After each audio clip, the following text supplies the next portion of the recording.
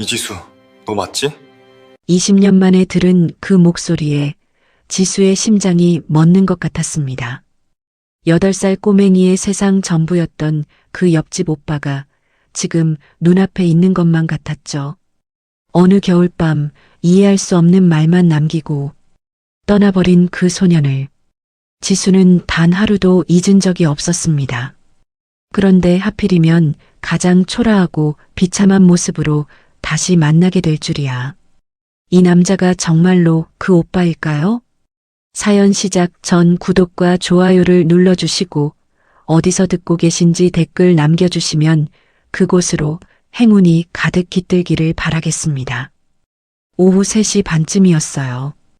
대학병원 응급실 자동문이 요란하게 열리더니 들것 하나가 비명 같은 마찰음을 내며 안으로 밀려 들어왔습니다.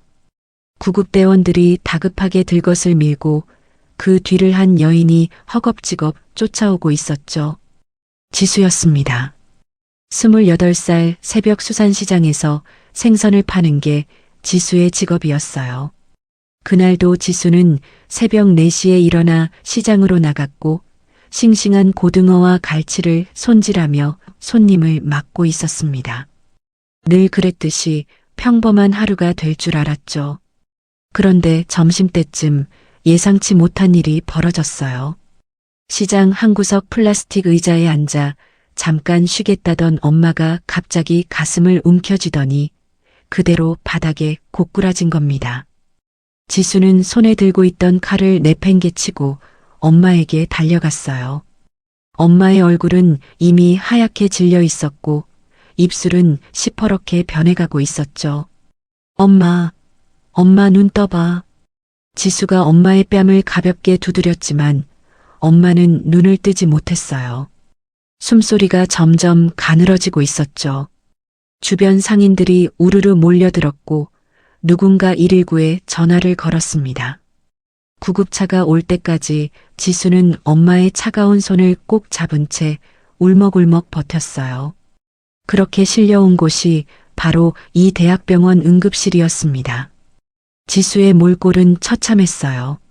새벽부터 생선을 만졌으니 검정색 고무장화에는 마른 비늘이 허옇게 붙어 있었고 고무줄로 대충 묶은 머리카락은 땀에 젖어 얼굴에 들러붙어 있었습니다. 낡아 빠진 앞치마에서는 생선 비린내가 진동을 했고 앞치마를 벗을 겨를도 없이 달려온 게 눈에 보였죠. 하지만 지수는 자기 몰골 따위는 신경 쓸 겨를이 없었어요. 엄마 정신 좀 차려봐. 지수의 절규가 천장 높은 응급실 로비에 날카롭게 울려 퍼졌습니다.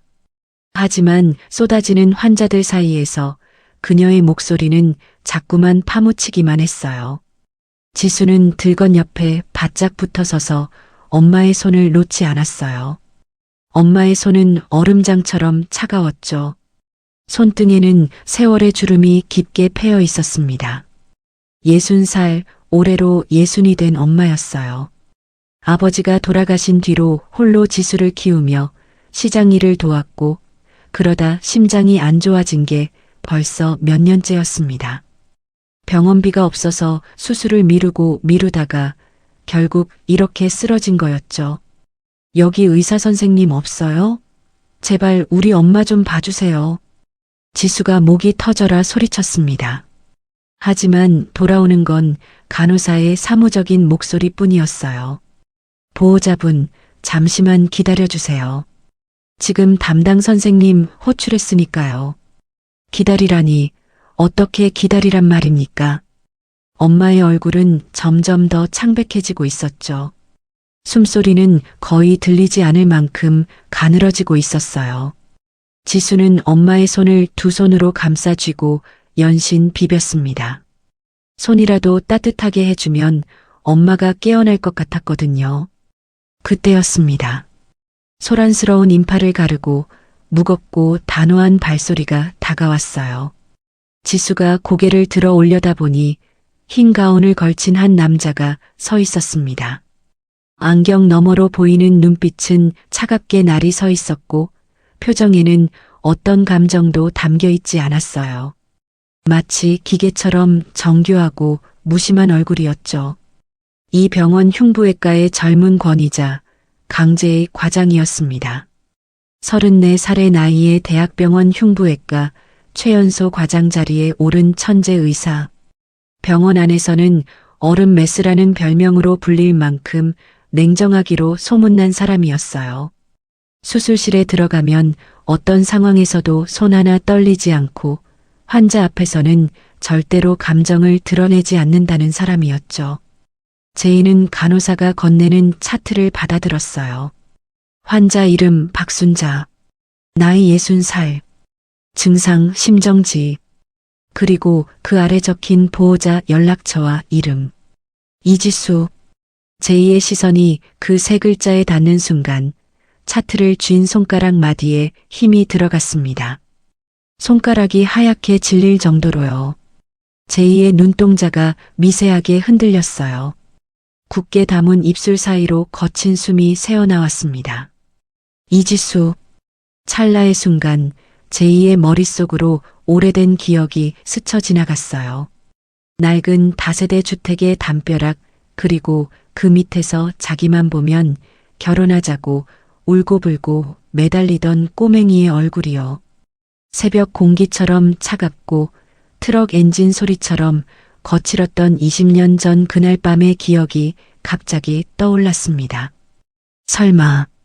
제이는 비현실적인 기시감에 휩싸여 천천히 고개를 들었어요. 보호자를 확인하려는 거였죠. 하지만 그곳에는 기억 속의 뽀얀 꼬마 대신 고된 세월에 찌든 한 여인이 서 있었습니다.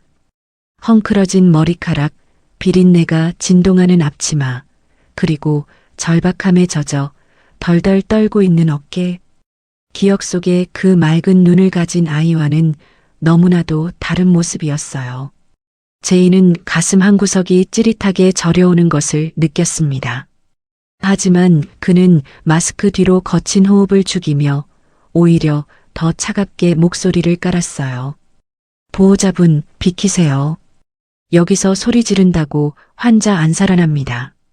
지수는 갑작스러운 의사의 고압적인 태도에 당황해서 멍하니 그를 올려다봤어요.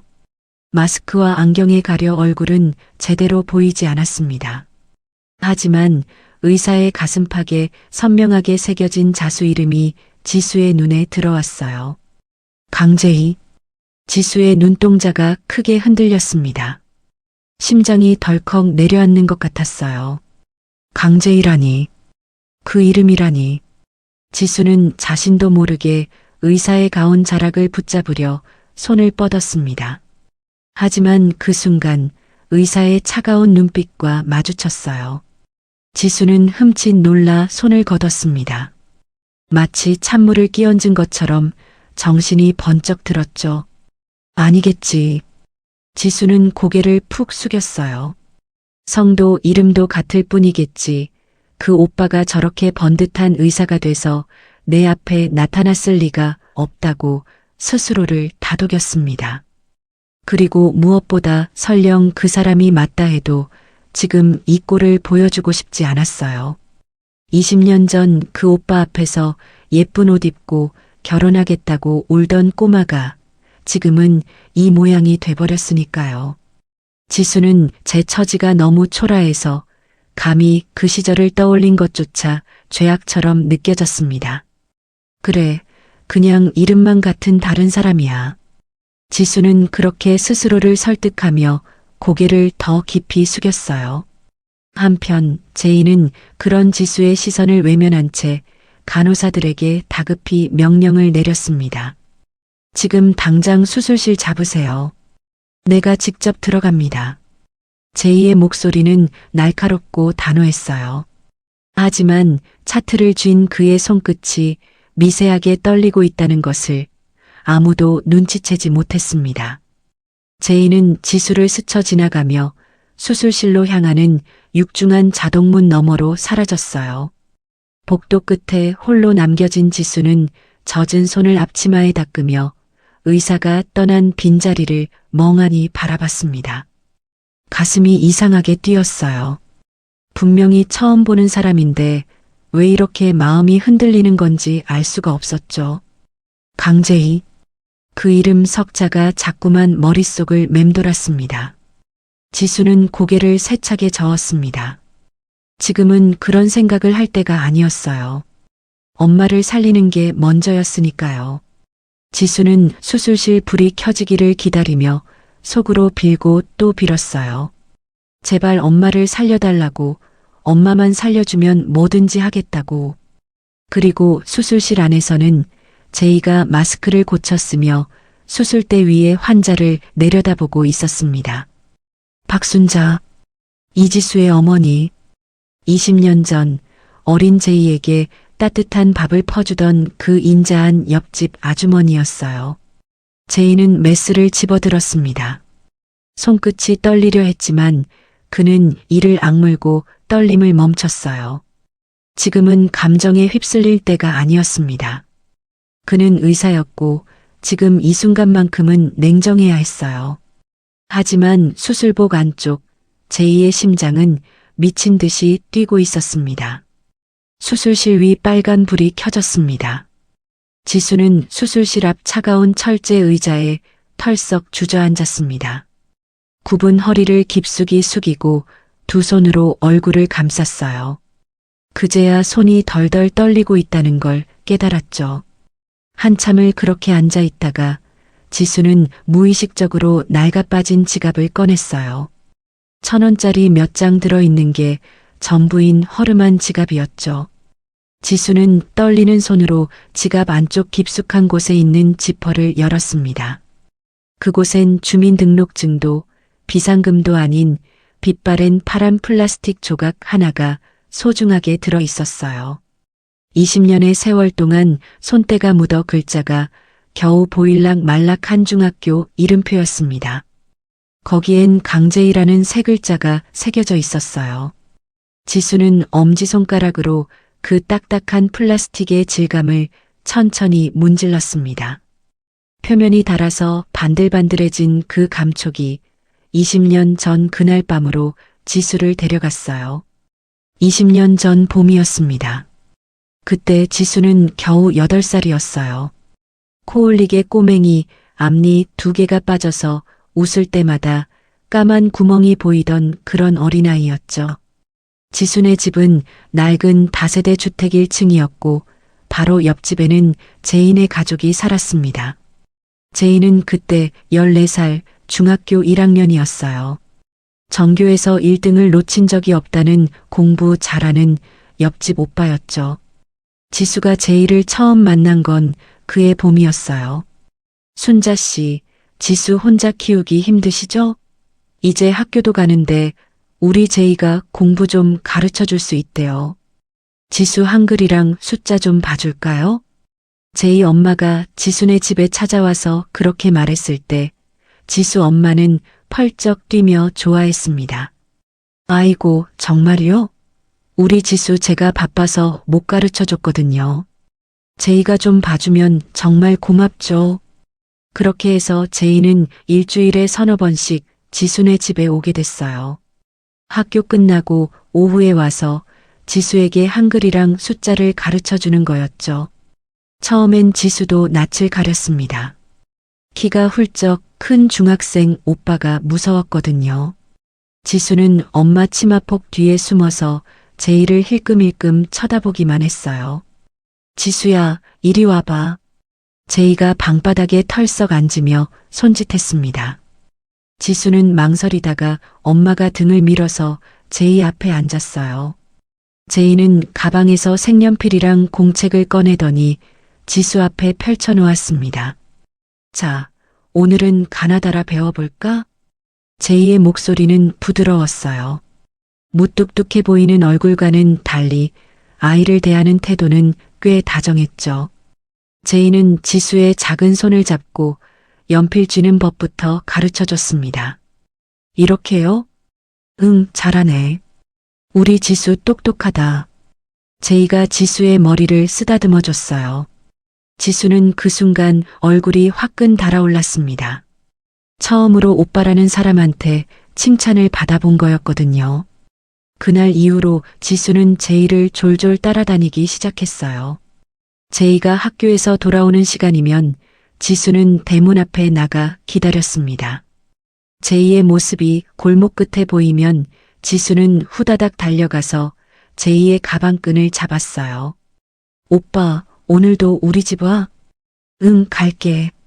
근데 지수야, 오빠 가방 무거워. 나 줄래? 싫어. 나 오빠 가방 들어줄래. 지수가 방긋 웃었습니다. 앞니 빠진 구멍 사이로 바람이 새어나왔죠. 제이는 피식 웃으며 가방을 함께 들었어요. 그래, 가자. 오늘은 구구단 외워볼까? 그렇게 둘은 골목길을 걸었습니다.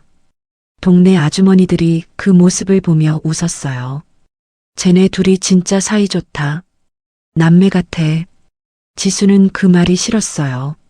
남매가 아니라 자기는 제이 오빠랑 결혼할 건데 왜 자꾸 남매라고 하는 건지 모르겠다고 투덜댔죠. 오빠, 나 오빠랑 결혼할 거야. 오빠가 제일 좋으니까. 지수가 느닷없이 그런 말을 한 건 여름이 막 시작될 무렵이었어요. 제인의 마당에서 수박을 먹다가 지수가 대뜸 그런 말을 내뱉은 거였죠. 제인은 수박을 먹다가 푸하고 웃음을 터뜨렸습니다. 뭐? 결혼? 지수야, 너 결혼이 뭔지나 알아? 알아. 엄마 아빠처럼 같이 사는 거잖아. 제인은 어이가 없다는 듯이 웃으며 지수의 머리를 쓰다듬었어요. 지수야, 오빠는 너보다 6살이나 많아. 그리고 넌 아직 꼬맹이잖아. 꼬맹이 아니야. 이제 나도 초등학생이야. 지수가 볼을 부풀리며 투정을 부렸습니다. 제이는 그런 지수가 귀여웠는지 피식피식 웃기만 했어요. 알았어. 그럼 지수가 다 크면 그때 다시 얘기하자. 진짜? 진짜 나랑 결혼해 줄 거야? 크면 생각해 볼게. 제이는 그냥 어린아이 달래듯이 한 말이었어요. 8살짜리 꼬맹이가 결혼하자는 말을 진지하게 받아들일 리가 없었죠. 그냥 귀엽다, 저러다 크면 까먹겠지. 그 정도로 생각했습니다. 하지만 지수는 달랐어요. 지수에게 그 말은 약속이었습니다. 세상에서 제일 좋아하는 오빠가 자기랑 결혼해준다고 한 거였으니까요. 그렇게 계절은 지나갔습니다. 가을이 되고 겨울이 찾아왔어요. 그런데 겨울이 깊어지면서 제인의 집 분위기가 이상해지기 시작했죠. 제이 아버지가 운영하던 공장이 부도가 났다는 소문이 동네에 돌았습니다. 빚쟁이들이 찾아와서 대문을 두드리는 일도 있었고 제이 엄마가 몰래 우는 모습을 지수 엄마가 목격하기도 했죠. 어느 날 밤이었어요. 지수가 잠이 들었다가 이상한 소리에 눈을 떴습니다. 창밖에서 부스럭거리는 소리가 났어요. 지수는 이불을 걷어차고 창가로 다가갔습니다. 제인의 집에 불이 켜져 있었어요. 그리고 현관 앞에 낡은 포터 트럭 한 대가 서 있었습니다. 제이 아버지와 어머니가 짐을 트럭에 싣고 있었어요. 가구며 이불이며 상자며 집안에 있던 것들을 죄다 싣고 있는 것 같았죠. 지수는 심장이 쿵 내려앉았습니다. 혹시 제이 오빠도 가는 건가? 지수는 신발도 안 신고 방문을 열었어요. 엄마가 자는 방을 살금살금 지나 대문을 열고 밖으로 나갔습니다. 찬바람이 뺨을 때렸지만 지수는 아랑곳하지 않았어요. 맨발로 차가운 시멘트 바닥을 밟으며 제인의 집으로 달려갔습니다. 담벼락 밑에 제이가 서 있었어요. 교복 위에 두꺼운 점퍼를 걸치고 고개를 푹 숙인 채 서 있었습니다. 오빠, 지수가 불렀습니다. 제이가 고개를 들었어요. 지수를 보는 제이의 눈이 이상했습니다. 슬픈 것 같기도 하고 미안한 것 같기도 하고 뭐라고 표현할 수 없는 복잡한 눈빛이었죠. 지수야, 왜 나왔어? 추운데. 오빠 어디가? 저거 왜 짐 싸? 지수가 트럭을 가리키며 물었습니다. 제이는 한참 동안 대답하지 못했어요. 그러다가 천천히 입을 열었습니다. 지수야, 오빠 이사 가야 해. 이사? 어디로? 언제 와? 그게 멀리 가서 아마 못 올 것 같아. 못 온다니. 지수의 눈에서 금방 눈물이 차올랐어요. 왜 못 와? 어른들 일이 복잡해서 그래. 오빠도 어쩔 수 없어. 제이의 목소리가 떨렸습니다. 14살 소년에게 야반도주는 너무나 무겁고 두려운 일이었어요. 빚쟁이들을 피해 밤중에 도망치듯 떠나야 한다는 게 부끄럽기도 하고 무섭기도 했습니다. 그런데 이 꼬맹이가 맨발로 뛰어나와서 울먹이고 있으니 제이는 마음이 찢어지는 것 같았어요. 오빠 가지 마. 나 오빠 없으면 어떡해. 지수가 제이의 점퍼 자락을 잡고 매달렸습니다. 코끝이 빨개지고 눈물이 볼을 타고 흘러내렸어요. 제이는 잠시 망설이다가 자신의 교복 가슴팍에 달린 이름표를 떼었습니다. 파란색 플라스틱에 하얀 글씨로 강제이라고 새겨진 중학교 이름표였어요. 제이는 그 이름표를 지수의 작은 손에 쥐어줬습니다. 지수야, 이거 오빠 이름표야. 잘 갖고 있어. 이게 뭔데? 나중에 오빠 다시 만나면 이거 보여줘. 그러면 오빠가 맛있는 거 진짜 많이 사줄게. 알았지? 제이는 억지로 웃어 보였어요. 사실 다시 만날 수 있을지 없을지도 모르는 거였습니다. 어디로 가는지, 언제 돌아올 수 있는지 아무것도 모르는 상황이었죠. 제이야, 빨리. 트럭에서 제이 아버지가 다급하게 불렀습니다. 오빠 간다. 지수야, 건강해. 제이는 지수의 머리를 한번 쓰다듬고는 돌아섰습니다. 트럭을 향해 뛰어갔어요. 오빠 가지 마. 지수가 울부짖으며 제이를 쫓았습니다. 하지만 제이는 뒤돌아보지 않았어요. 뒤돌아보면 발걸음을 뗄 수 없을 것 같았거든요. 트럭 문이 닫혔습니다. 엔진 소리가 요란하게 울렸어요. 트럭이 천천히 움직이기 시작했습니다. 오빠. 지수는 맨발로 트럭을 쫓아 달렸습니다. 차가운 아스팔트가 발바닥을 찢는 것 같았지만 지수는 멈추지 않았어요. 오빠 가지 마. 나 이거 갖고 있을게. 오빠. 하지만 트럭은 야속하게 속도를 높였습니다. 골목 끝에서 모퉁이를 돌아 사라져갔어요. 빨간 미등만 점점 작아지다가 어둠 속으로 꺼졌습니다. 지수는 골목 한가운데에 털썩 주저앉았습니다. 무릎이 까져서 피가 흘렀지만 아픈 줄도 몰랐어요. 그저 손바닥 안에 이름표만 꽉 쥐고 울었습니다. 플라스틱 모서리가 살을 파고들어도 놓지 않았어요. 이게 오빠가 준 전부였으니까요. 지수의 눈앞에 수술실 전광판이 다시 보였어요. 빨간 불이 여전히 켜져 있었습니다. 지수는 손 안에 이름표를 꽉 움켜쥐었어요. 20년이 지났습니다. 그 사이에 지수는 어른이 됐고 시장에서 생선을 파는 아줌마가 됐죠. 하지만 이 이름표만은 단 하루도 손에서 놓은 적이 없었어요. 아까 응급실에서 본 그 차갑고 낯선 눈빛.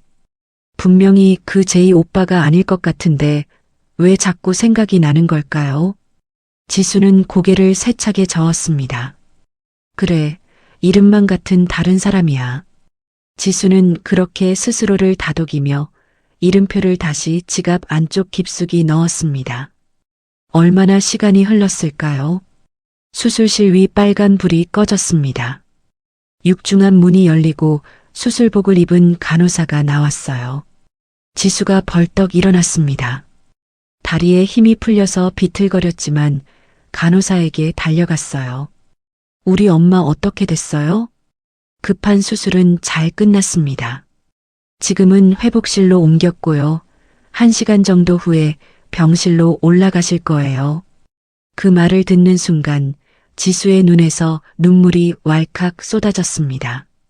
다리에 힘이 풀려서 그 자리에 주저앉을 뻔했어요. 감사합니다. 감사합니다. 지수는 연신 고개를 숙이며 간호사에게 인사했습니다. 간호사가 돌아가고 나서야 지수는 텅 빈 복도에서 한참을 울었어요. 안도의 눈물이었죠. 엄마가 살았다는 것, 그것만으로도 감사했습니다.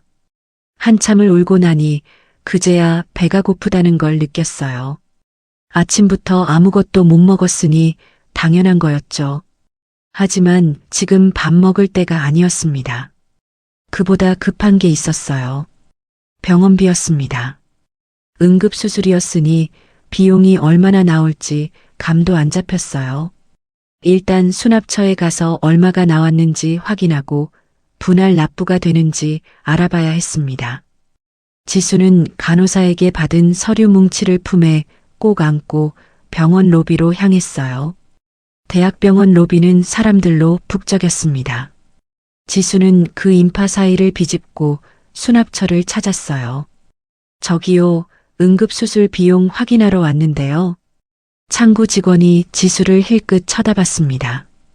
비린내 나는 앞치마, 흙 묻은 고무장화, 헝클어진 머리카락.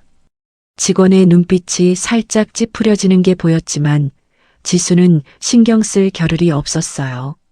환자 성함이요? 박순자요. 오늘 오후에 흉부외과 응급수술 받았어요. 직원이 컴퓨터를 두드렸습니다. 잠시 후 화면을 보더니 고개를 끄덕였어요. 아, 네. 확인됐습니다. 수술비랑 입원비 포함해서 일단 이 정도 나왔는데요. 직원이 알려준 금액에 지수는 눈앞이 캄캄해졌습니다. 한 달 벌이로도 턱없이 부족한 금액이었어요. 하지만 어쩔 수 없었죠. 엄마가 살았으니까요. 저, 분할 납부 가능할까요? 네, 가능합니다. 여기 서류 작성하시고 신분증이랑 같이 제출해 주세요. 지수는 서류를 받아들고 한쪽 구석에 서서 펜을 들었습니다. 떨리는 손으로 한 글자 한 글자 적어 나갔어요. 서류를 다 작성하고 다시 창구로 향하려는데 갑자기 누군가와 어깨를 세게 부딪혔습니다. 아! 지수가 비명을 지르며 뒤로 휘청거렸어요. 손에 들고 있던 서류 뭉치가 와르르 바닥에 쏟아졌습니다. 아, 죄송합니다. 제가 앞을 잘 못 봐서. 지수가 황급히 허리를 숙이며 사과했어요.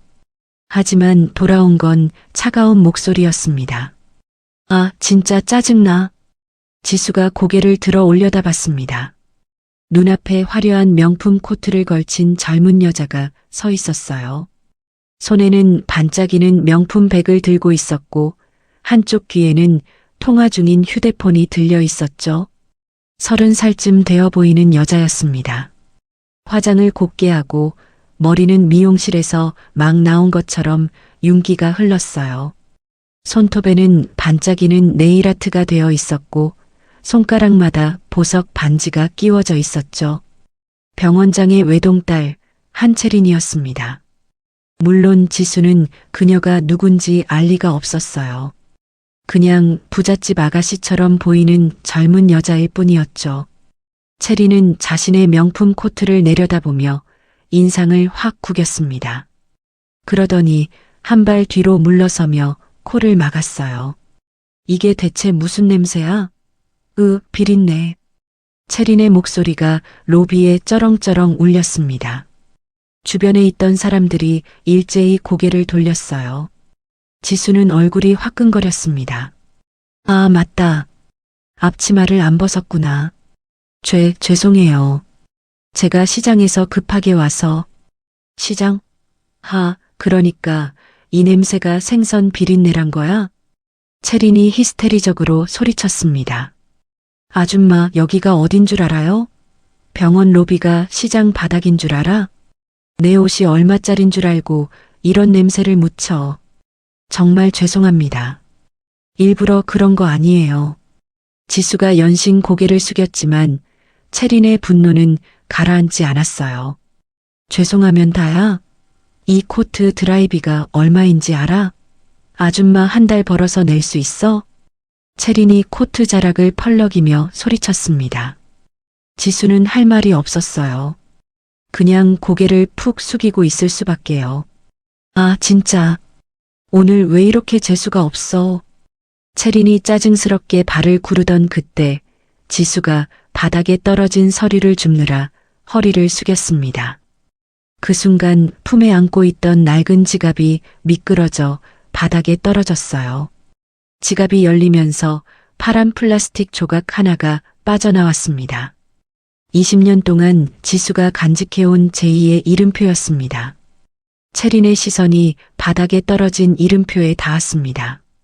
채린은 콧방귀를 뀌며 명품 구두 끝으로 이름표를 툭 찼어요.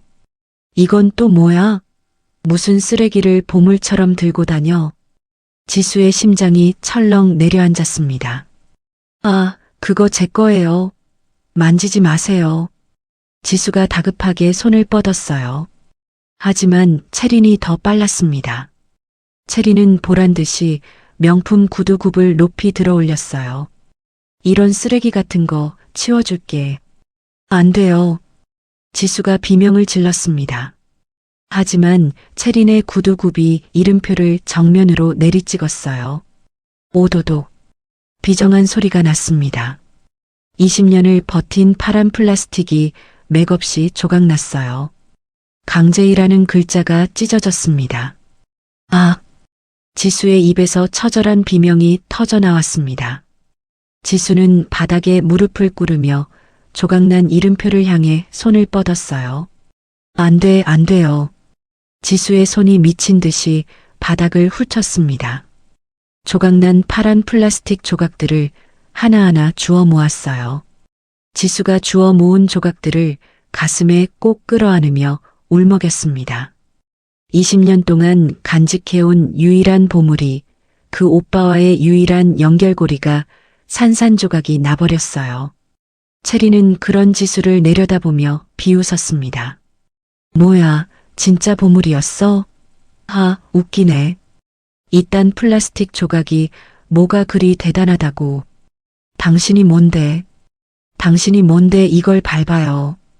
지수가 눈물범벅이 된 얼굴을 들어 채린을 올려다봤습니다. 태어나서 처음으로 누군가를 향한 분노가 치밀어 올랐어요. 하지만 지수의 분노 따위는 채린에게 아무런 위협이 되지 못했죠. 내가 뭔데? 내가 누군지 알아?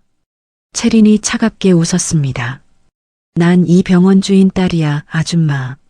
알았으면 그 쓰레기나 치우고 나가. 채린은 더러운 것을 본 듯이 인상을 찡그렸습니다. 더러워. 진짜 더러워. 아, 오늘 완전 재수 없는 날이네. 지수는 트럭 뒤를 쫓아 맨발로 달리던 그날 새벽의 차가운 공기가 떠올랐어요. 무릎에서 피가 흐르는데도 이름표만은 놓지 않았던 8살의 자신이 떠올랐죠. 그렇게 지켜온 이름표였는데, 그렇게 목숨처럼 간직해온 약속이었는데, 지수는 조각난 이름표를 끌어안은 채 바닥에 엎드려 울었습니다.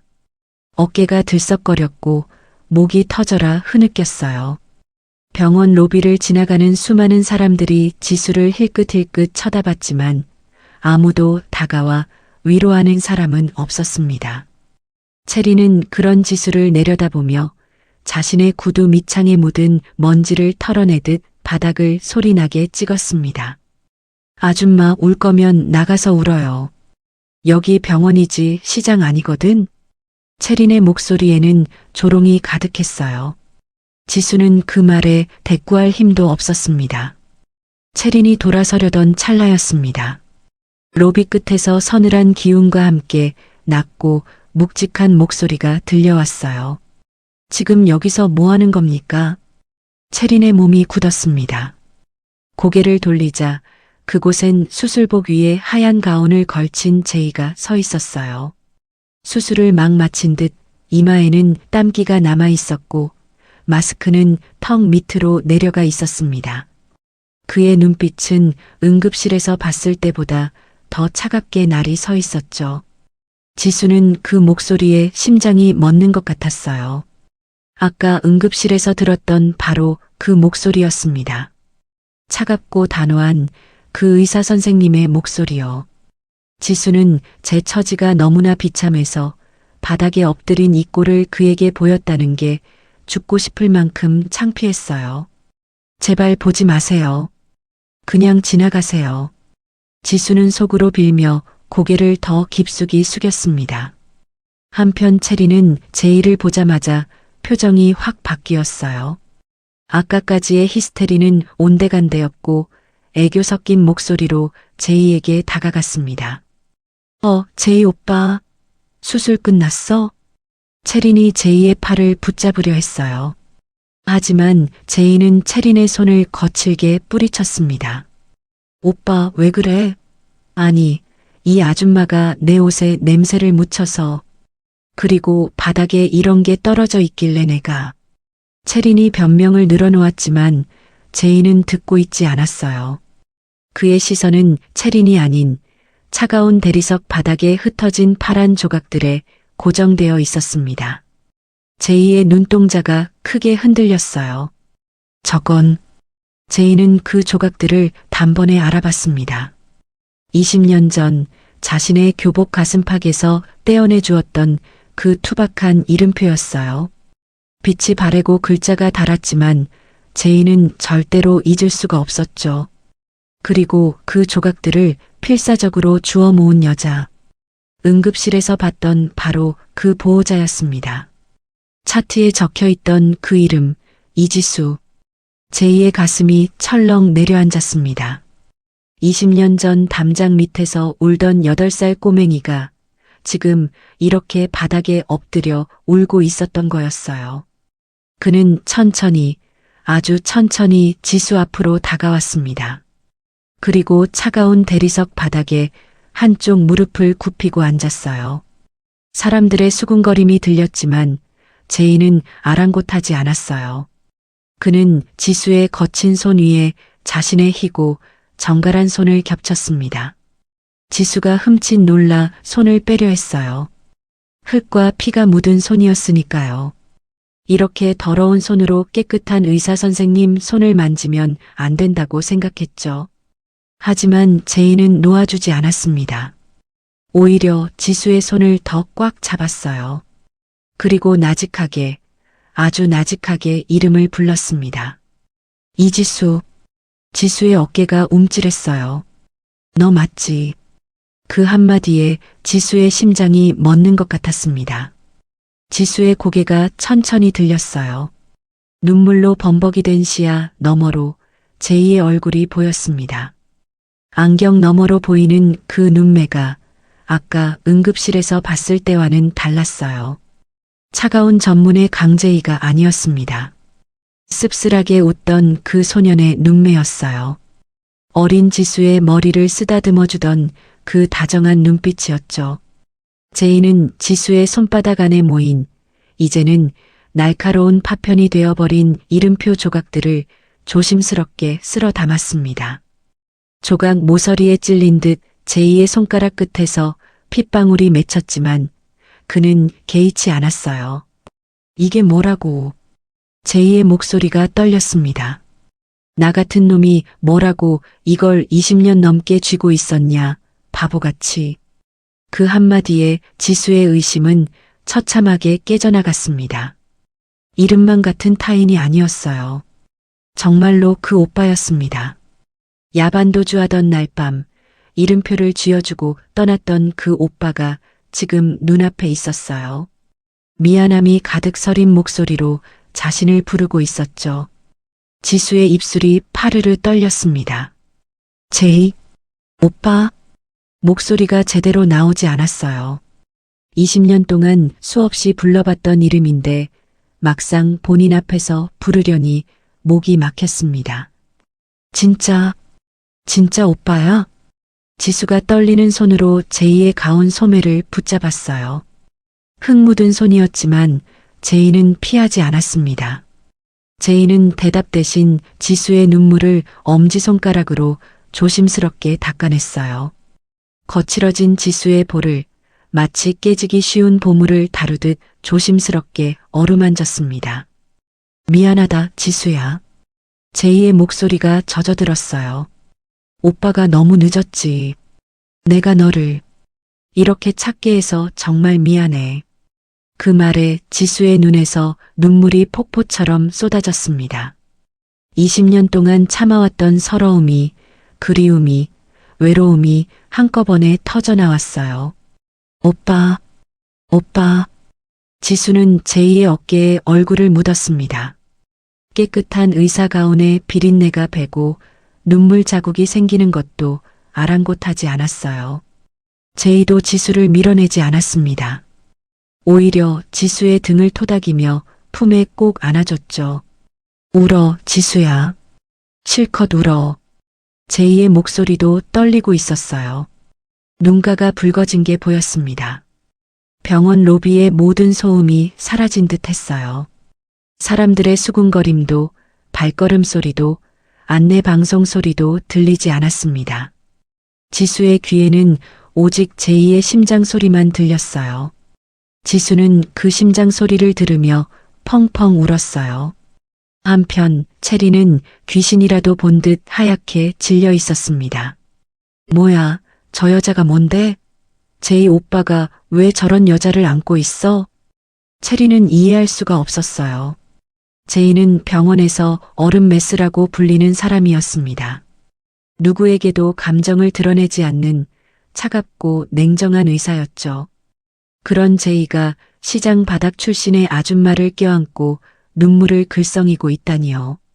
오빠, 저 여자 누구야? 오빠가 왜 저런 여자를? 체린이 다가가려 했지만 제이의 차가운 눈빛에 발걸음이 멈췄어요. 제이는 지수를 아는 채로 체린을 돌아봤습니다. 그 눈빛이 너무나 서늘해서 체린은 한 발 뒤로 물러섰죠. 체린 씨. 제이의 목소리는 얼음장처럼 차가웠어요. 방금 뭘 밟았습니까? 뭐? 아, 그 플라스틱 조각? 그건 그냥 쓰레기잖아. 쓰레기? 제이가 피식 웃었습니다. 하지만 그 웃음에는 온기가 전혀 없었어요. 체린이 어리둥절한 표정을 지었습니다. 제이는 대답하지 않았어요. 그저 지수의 등을 토닥이며 천천히 일어섰습니다. 지수야, 일어날 수 있어? 제이가 부드럽게 물었어요. 지수는 고개를 끄덕이며 제이의 손을 잡고 일어섰습니다. 다리에 힘이 풀려서 비틀거렸지만 제이가 허리를 잡아줬어요. 가자. 여기서 이러고 있을 필요 없어. 제이는 지수의 어깨를 감싸 안으며 로비를 가로질러 걸어갔습니다. 체린이 뒤에서 뭐라고 소리쳤지만 제이는 뒤돌아보지 않았어요. 병원 로비에 있던 사람들이 둘을 힐끔힐끗 쳐다봤습니다. 비린내 나는 앞치마를 두른 여자와 깨끗한 의사 가운을 입은 남자. 너무나 어울리지 않는 조합이었죠. 하지만 제이는 신경 쓰지 않았어요. 지수의 손을 꼭 잡은 채 묵묵히 걸어갔습니다. 지수는 제이의 손을 잡고 걸으면서도 믿기지가 않았어요. 20년 동안 꿈에서만 만났던 사람이 지금 자기 손을 잡고 있다니요. 따뜻한 체온이 손바닥을 통해 전해져 왔습니다. 꿈이 아니었어요. 정말로 제이 오빠가 돌아온 거였습니다. 지수의 눈에서 또다시 눈물이 흘러내렸어요. 하지만 이번에는 슬픈 눈물이 아니었습니다. 기쁨의 눈물이었죠. 제이는 지수의 손을 잡고 병원 복도를 걸었습니다. 사람들의 시선이 따가웠어요. 수군거리는 소리도 들렸죠. 하지만 제이는 아랑곳하지 않았습니다. 그저 지수의 손을 꼭 잡은 채 앞만 보고 걸었어요. 엘리베이터를 타고 올라간 곳은 병원 5층 흉부외과 연구실이었습니다. 제이가 문을 열고 지수를 안으로 이끌었어요. 육중한 문이 닫히자마자 병원의 소음이 차단되고 정적이 찾아왔습니다. 바깥 세상과는 완전히 다른 공간이었죠. 연구실은 생각보다 넓었어요. 한쪽 벽면에는 의학 서적들이 빼곡히 꽂혀 있었고 책상 위에는 서류들이 가지런히 정리되어 있었습니다. 창문으로는 오후 햇살이 부드럽게 들어오고 있었죠. 제이는 떨림이 멈추지 않는 지수를 소파에 앉혔습니다. 그리고 무릎을 굽혀 지수의 발치를 살폈어요. 신발이 다 해졌네. 제이가 나직하게 말했습니다. 지수의 낡은 운동화는 여기저기 닳아서 구멍이 나 있었어요. 밑창도 거의 닳아 없어진 상태였죠. 지수는 부끄러워서 발을 숨기려 했습니다. 괜찮아요. 원래 이래요. 시장에서 하루 종일 서 있으니까 신발이 금방 해져서. 잠깐만 기다려. 제이가 일어나 한쪽 구석에 있는 작은 냉장고를 열었어요. 거기서 생수병을 꺼내더니 전기포트에 물을 부었습니다. 잠시 후 따뜻한 물로 차를 우려냈죠. 지수야, 일단 이거 마셔. 따뜻해. 제이가 찻잔을 내밀었습니다. 지수가 조심스럽게 찻잔을 받아들었어요. 그 순간 제이의 눈에 지수의 손이 들어왔습니다. 손등엔 생선을 다듬다 생긴 자잘한 흉터가 가득했어요. 손가락 마디마다 거친 굳은 살이 박여 있었고 손톱은 짧게 깎여 있었죠. 지수는 제이의 시선을 느끼고 얼른 손을 소매 속으로 감추려 했어요. 손, 좀 거칠죠? 매일 생선 만지다 보니까. 지수가 기어들어가는 목소리로 말했습니다. 창피했어요. 제이의 손은 의사답게 희고 깨끗했는데 자기 손은 이 모양이니까요. 하지만 제이는 아무 말 없이 지수의 손을 잡아 자기 쪽으로 끌어당겼습니다. 지수가 움찔했지만 제이는 놓아주지 않았어요. 고생 많이 했구나. 제이가 나직하게 말했습니다. 그 한마디에 지수의 눈시울이 다시 붉어졌습니다. 나 때문에 옷 다 버려야 할 거예요. 가운이 너무 하얀데 내 앞치마에서 냄새도 났을 텐데. 지수가 울먹이며 말했어요. 제이의 깨끗한 가운에 자기 눈물이랑 비린내가 묻었을 생각을 하니 미안했습니다.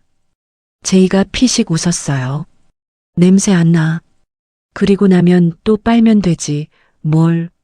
제이가 태연하게 말하며 지수의 맞은편에 앉았습니다. 그리고 지수를 빤히 바라봤어요. 제이가 웃었어요. 20년 전 차가운 전문의에 가면 뒤에 숨어있던 다정한 소년의 웃음이었습니다. 지수도 살짝 미소를 지었다가 이내 눈시울을 붉혔어요. 오빠가, 진짜 오빠가 맞구나. 그래, 나야. 이름만 같은 의사 선생님인 줄 알았어. 응급실에서 봤을 때 설마 했거든. 아니, 사실은. 지수가 말끝을 흐렸습니다. 제이가 고개를 갸웃했어요. 사실은 오빠이길 바랐어. 지수가 고개를 푹 숙이며 말했습니다. 그렇게 멋진 의사 선생님이 제이 오빠였으면 좋겠다고 생각했어. 오빠는 꼭 그렇게 멋진 사람이 되어 있어야 한다고. 지수의 목소리가 점점 작아졌어요. 제이는 아무 말 없이 지수의 말을 들었습니다. 잠시 침묵이 흘렀어요. 제이가 천천히 책상 위를 바라봤습니다. 거기엔 아까 로비에서 주워 모은 이름표 조각들이 놓여 있었어요. 산산조각 난 파란 플라스틱. 강제이라는 글자가 갈기갈기 찢어진 조각들이었죠. 제이가 그 조각들을 손으로 조심스럽게 만졌습니다. 나 의대 다니는 내내 이 이름표 생각했어. 제이가 나직하게 말했어요. 지수가 고개를 들어 제이를 바라봤습니다. 야반도주하던 날 밤 내가 너한테 이걸 왜 줬을까? 그거 알아? 지수는 대답하지 못했어요. 사실 지수는 그날 밤 이후로 수없이 그 질문을 스스로에게 했습니다. 오빠가 왜 이걸 줬을까? 하지만 제이의 대답은 지수의 예상과는 달랐어요. 사실은 나도 너무 무서웠어. 제이의 목소리가 낮게 가라앉았습니다. 14살이었거든. 갑자기 아버지 사업이 망해서 빚쟁이들한테 쫓겨서 한밤중에 도망치듯 떠나야 했어. 그게 얼마나 무서웠는지 알아?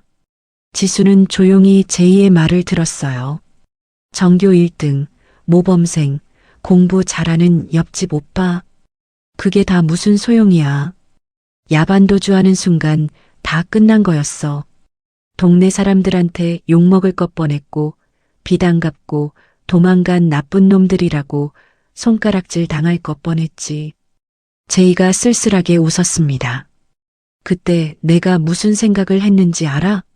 단 한 사람이라도 나를 기억해주는 사람이 있으면 좋겠다고 생각했어.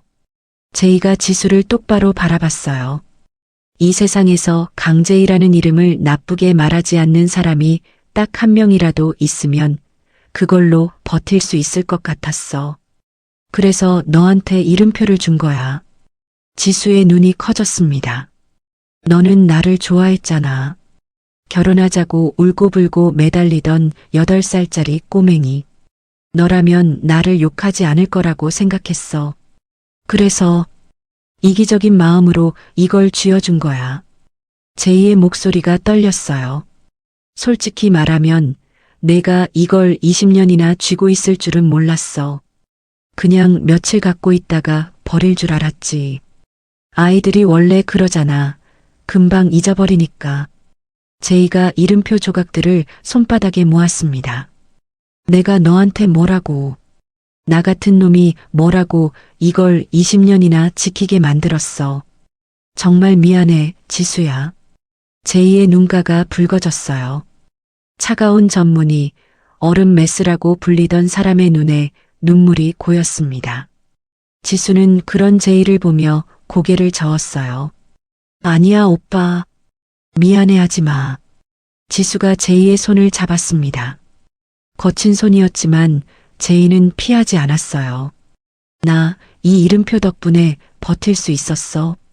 아빠 돌아가시고 엄마 아프시고 시장에서 무시당하고 포기하고 싶을 때가 한두 번이 아니었거든. 지수의 목소리도 떨렸습니다. 근데 이 이름표 보면 힘이 났어. 언젠가 오빠를 다시 만나면 이거 보여줘야지. 그러면 오빠가 맛있는 거 사준다고 했으니까. 그 약속 지키려면 버텨야지. 그렇게 생각하면서 버텼어. 지수가 웃었어요. 눈물이 흐르는데도 웃고 있었습니다.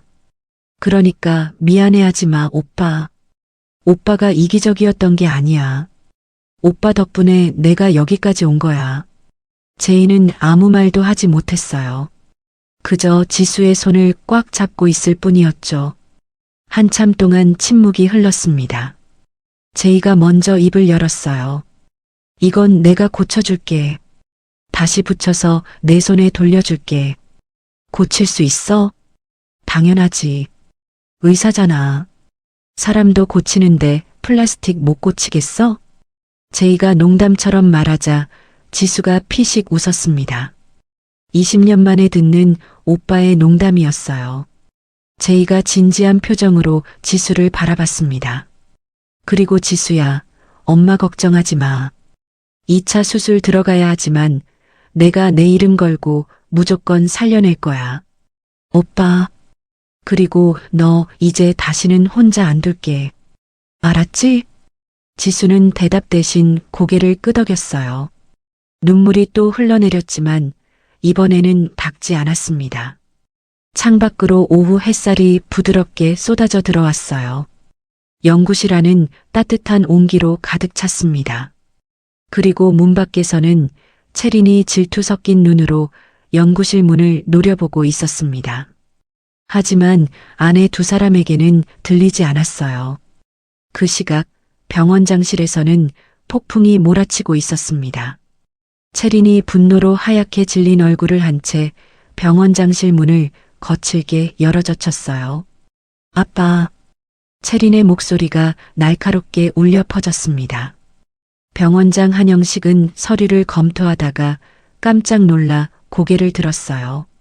채린아, 왜 그래? 무슨 일이야? 강제의 과장 당장 수술해서 제외해. 아니, 징계위원회부터 열어. 채린이 아버지의 책상을 탁 치며 소리쳤습니다. 영식은 당황하며 딸을 달래려 했어요.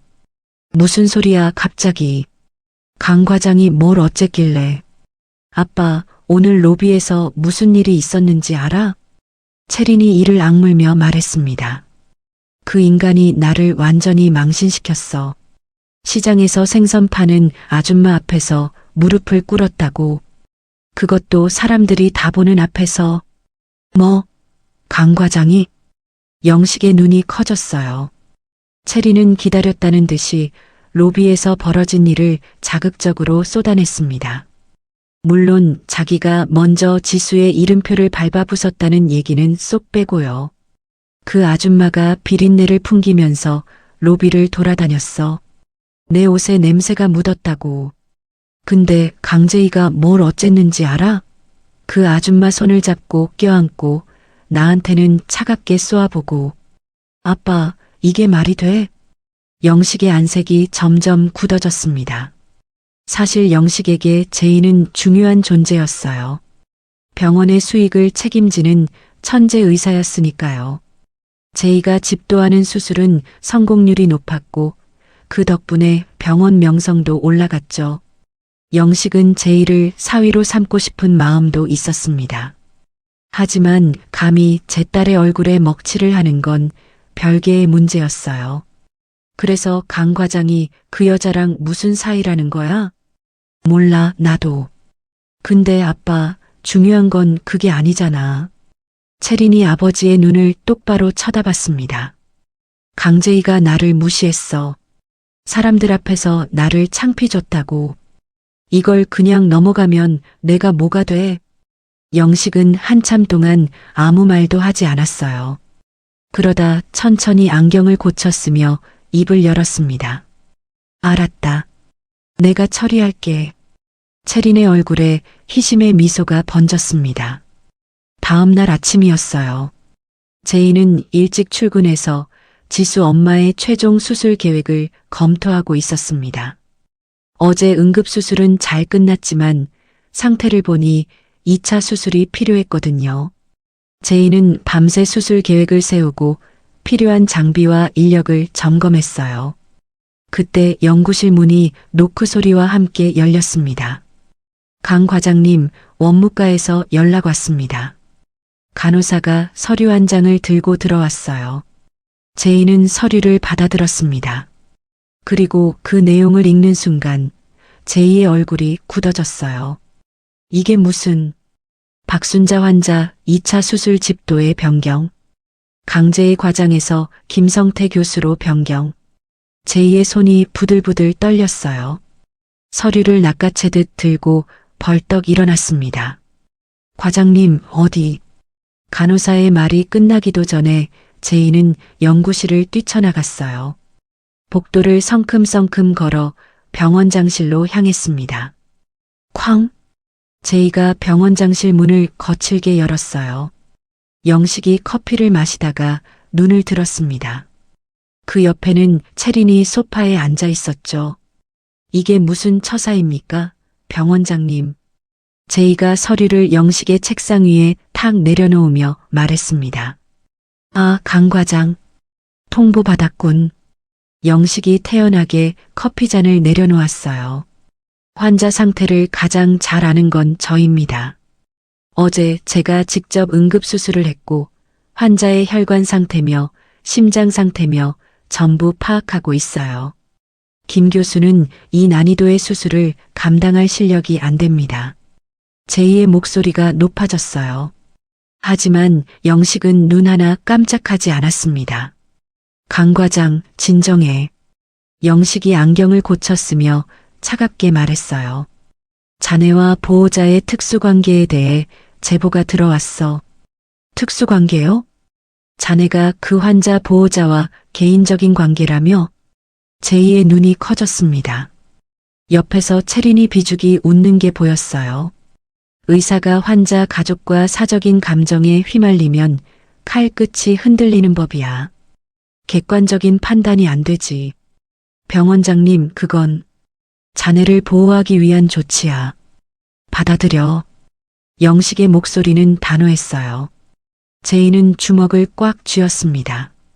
사적인 감정이 아니라 의사로서의 책임감입니다. 제이가 이를 악물며 말했어요. 저는 어떤 환자든 최선을 다합니다. 환자가 누구든 보호자가 누구든 상관없어요. 그게 제 일이니까요. 근데 김 교수는 이 수술을 감당할 수 없습니다.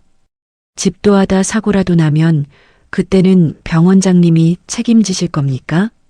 제2의 항의에도 영식은 요지부동이었어요. 결정은 내려졌어. 더 이상 논의할 필요 없네. 병원장님, 나가보게, 강 과장. 내가 바빠서. 영식이 손을 내저었습니다. 제이는 부들부들 떨리는 손으로 주먹을 쥔 채 병원장실을 나왔어요. 문이 닫히자마자 채린의 웃음소리가 들렸습니다. 제이는 이를 악물었어요. 한편 지수는 아무것도 모른 채 병원에 와 있었습니다. 엄마 면회 시간이어서 병실로 가는 길이었어요. 어제 제이가 엄마를 살려줬다는 생각에 마음이 한결 가벼웠죠. 손에는 엄마가 좋아하는 과일을 사들고 있었습니다. 그때 복도 저편에서 익숙한 얼굴이 나타났어요. 채린이었습니다. 채린은 어제보다 더 서슬퍼런 눈으로 지수 앞을 가로막았어요. 어머, 또 만났네. 채린의 목소리에는 조롱이 가득했습니다. 지수는 고개를 숙이며 지나가려 했어요. 죄송합니다. 비켜주세요. 하지만 채린이 지수의 팔을 억세게 잡아챘습니다. 어딜 가? 할 얘기가 있는데. 저 엄마 면회 가야 해서. 면회? 좋아 죽겠네. 채린이 비웃으며 말했어요. 오빠가 내 편 들어주니까 내가 뭐라도 된 것 같아? 완전 신났겠다. 응? 지수는 아무 말도 하지 못했어요. 채린이 한 발 더 다가왔습니다. 착각하지 마, 아줌마. 채린의 목소리가 낮아졌어요. 내 그 구질구질한 이름표 때문에 제이 오빠 커리어 끝났으니까. 네. 지수의 눈이 커졌습니다. 방금 우리 아빠가 오빠 수술 집도권 뺏었어.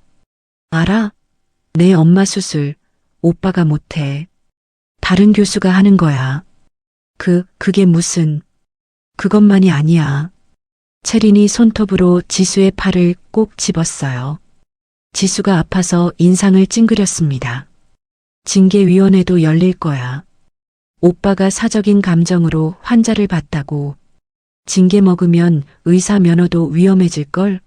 몇 년간 공부해서 여기까지 온 건데 너 때문에 다 날아가는 거야. 지수의 가슴이 철렁 내려앉았습니다. 아니에요. 오빠는 아무 잘못이 없어? 웃기네. 채린이 코웃음을 쳤어요. 로비에서 내 앞에 무릎 꿇은 거 다 봤어. 의사가 환자 보호자 앞에서 저러면 안 되는 거 몰라? 품위 유지 의무 위반이야. 그것만으로도 징계 사유가 돼. 지수는 머리가 하얘졌어요. 자기 때문에 제이가 이런 일을 당하고 있다니. 내가 정말 오빠를 생각한다면 말야. 채린이 지수의 귀에 대고 속삭이듯 말했습니다. 여기서 조용히 사라져주는 게 정답 아니니? 오빠 인생 망치지 말고. 채린이 지수의 팔을 확 놓았어요. 그리고 굽 높은 구두 소리를 내며 유유히 사라졌습니다. 지수는 그 자리에 얼어붙은 듯 서 있었어요. 자기 때문에 제이가 그동안 쌓아온 모든 것이 무너지고 있었습니다. 지수는 떨리는 발걸음으로 제이의 연구실 앞에 섰어요. 문을 두드리려고 손을 들었지만 차마 노크를 하지 못했습니다. 문틈 너머로 제이의 목소리가 들려왔거든요.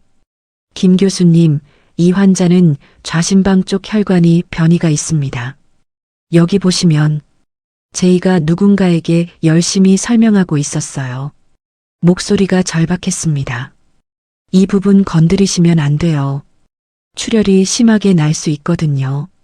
제이는 자신이 수술실에 들어가지 못하더라도 지수 엄마를 살리기 위해 다른 의사에게 고개를 숙이고 있었어요. 자신의 자존심을 다 버리고 환자를 살리기 위해 애쓰고 있었죠. 여기요, 이 부분. 제가 표시해뒀거든요.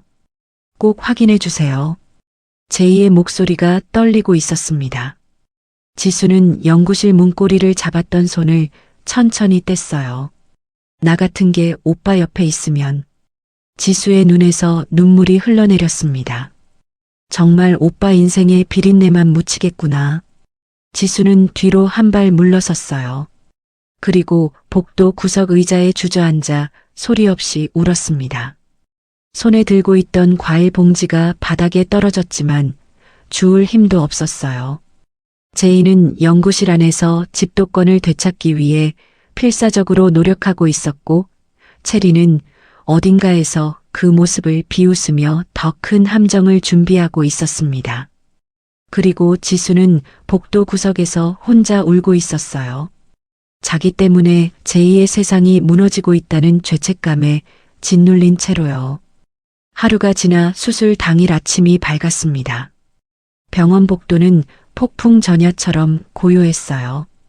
평소 같으면 분주하게 오가는 의료진들의 발걸음 소리가 들렸을 텐데 오늘따라 유난히 조용했습니다. 제이는 끝내 집도권을 되찾지 못했어요. 어제 내내 병원장을 찾아가고 의료진 회의를 요청하고 온갖 방법을 동원했지만 소용없었습니다. 병원장 영식은 오히려 제이에게 근신 처분을 내렸어요. 강 과장, 오늘 수술실 근처에는 얼씬도 하지 마. 알겠나? 영식의 차가운 경고가 귓전에 맴돌았습니다. 하지만 제이는 말을 듣지 않았어요.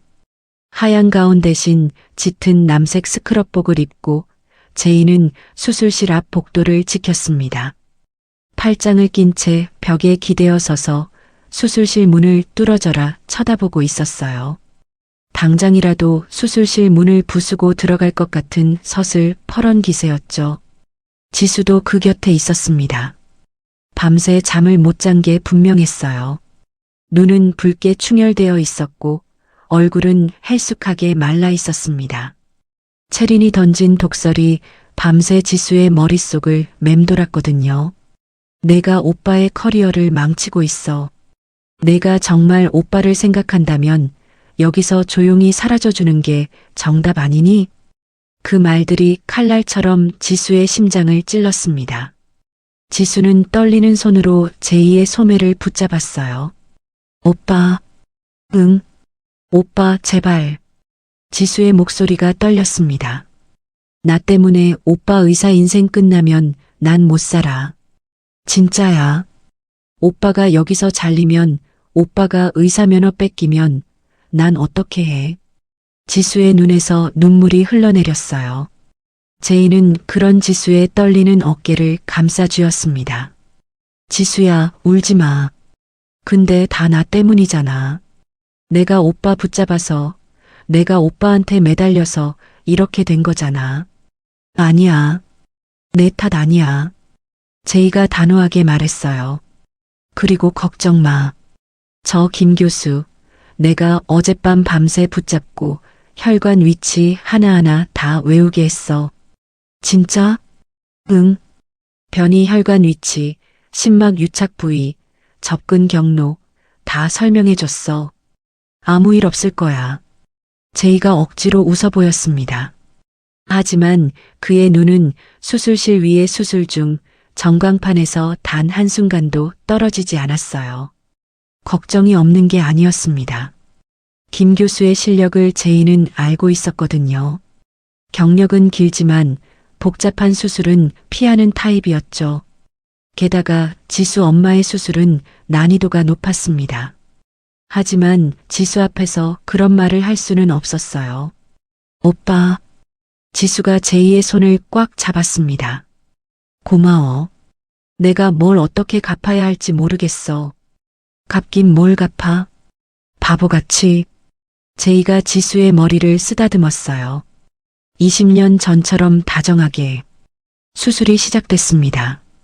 수술실 문이 닫히고 전광판의 수술 중 불이 켜졌어요. 제이와 지수는 복도 의자에 나란히 앉아 그 불빛을 바라봤습니다. 지수는 낡은 지갑을 꺼냈어요.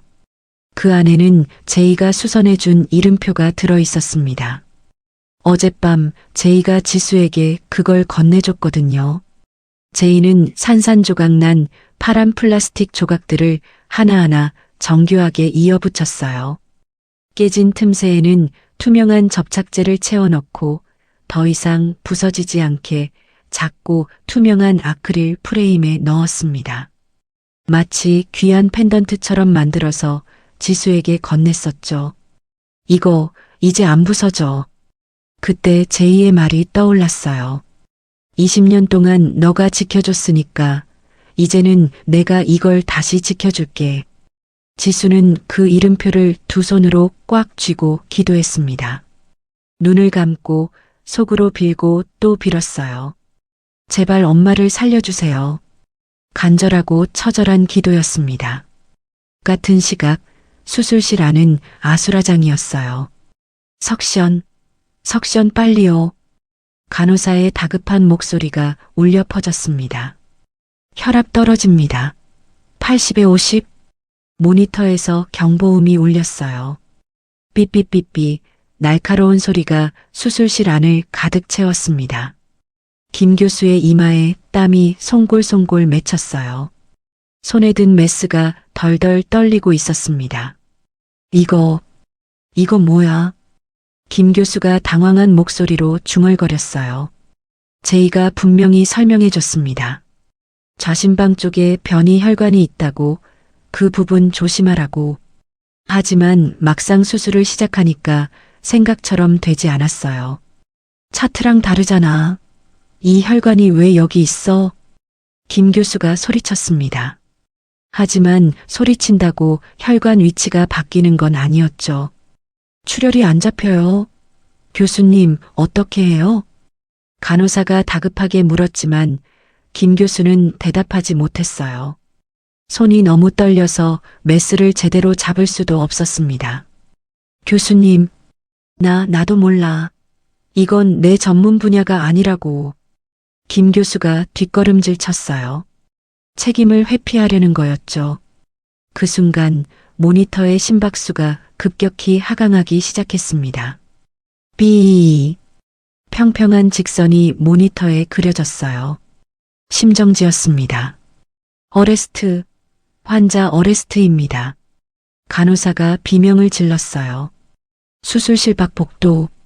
제이의 귀에 미세하게 들려오는 경보음 소리가 있었습니다.